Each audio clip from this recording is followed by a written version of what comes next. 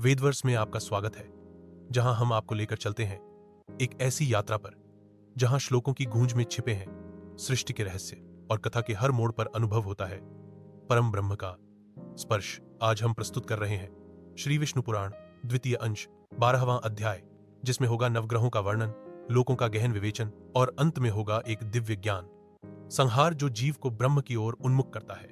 यदि आप सत्य की तलाश में हैं तो यह अध्याय आपके हृदय को न केवल स्पर्श करेगा बल्कि आत्मा को भी आलोकित कर देगा। तो आइए प्रवेश करें इस दिव्य अध्याय में। श्री पराशर जी बोले, हे मुनिवर मैत्रेय, अब मैं तुम्हें बताता हूं उन नवग्रहों का रहस्य जिनकी गति और ऊर्जा से यह संपूर्ण सृष्टि प्रभावित होती है। चंद्रदेव का रथ 3 पहियों का है।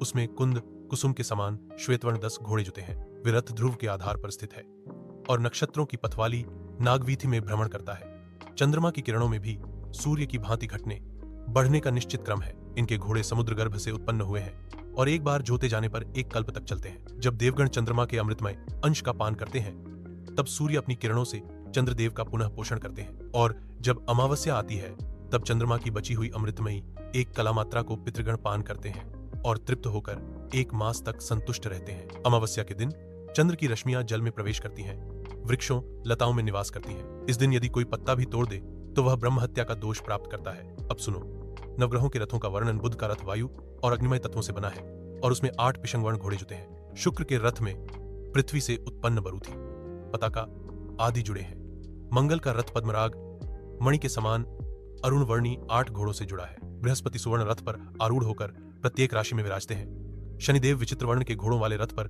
धीरे धीरे चलते हैं। राहु और केतु धूसर वायुमय रथ पर, कृष्णवर्ण और लालाभा वाले घोड़ों के साथ अमावस्या और पूर्णिमा को सूर्य और चंद्र के पास आते हैं। हे मैत्रेय, ये सभी नवग्रह वायुमयी डोरी से ध्रुव से बांधे हैं और उसी के चारों ओर घूमते रहते हैं। जैसे तेली कोल्हू के बैल को बांध कर घुमाता है, वैसे ही वायुपुंज से प्रेरित होकर ये ग्रहगण अलात चक्र की भांति नित्य घूमते हैं। अब सुनो, शिशुमार चक्र का वर्णन। उसकी ऊपर की हनु है उत्तानपाद, नीचे का भाग यज्ञ है, मस्तक पर धर्म, हृदय में नारायण, जंघाओं में वरुण और अर्यमा और पूंछ में अग्नि, महेंद्र, कश्यप और ध्रुव स्थित हैं। ये तारे कभी अस्त नहीं होते। हे मैत्रेय, मैंने तुमसे वर्णन किया पृथ्वी, ग्रह, द्वीप, समुद्र, पर्वत, नदियां, वर्ष और उनमें बसने वाले समस्त जीवों का। अब जानो, यह संपूर्ण जगत, पर्वत, नदी, दिशाएं, तारे सब भगवान विष्णु ही हैं। वे ही सब कुछ हैं जो है और जो नहीं भी है। ज्ञान स्वरूप वासुदेव ही एकमात्र सत्य है।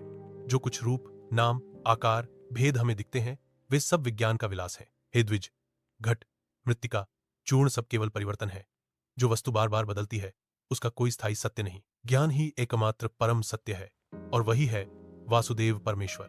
हे मैत्रेय, मैंने तुम्हें ज्ञान और कर्म दोनों मार्गों का दर्शन कराया। स्वर्ग की कामनाएं, यज्ञ, देवताओं के पद सब कर्मफल है, परंतु जो बुद्धिमान है वह इन सबसे विरक्त होकर एक रूप अचल वासुदेव में लीन हो जाता है। 12वां अध्याय समाप्त हुआ। यदि यह ज्ञानमय अध्याय आपके अंतर्मन को स्पर्श कर गया हो तो लाइक करें, कमेंट करें और सब्सक्राइब जरूर करें। अगले अध्याय में जानिए भरत चरित्र, एक प्रेरणादायक और रहस्यपूर्ण कथा। बेल आइकन दबाएं ताकि अगली दिव्य कथा आपसे छूटे नहीं। हरि ओम, जय श्री विष्णु।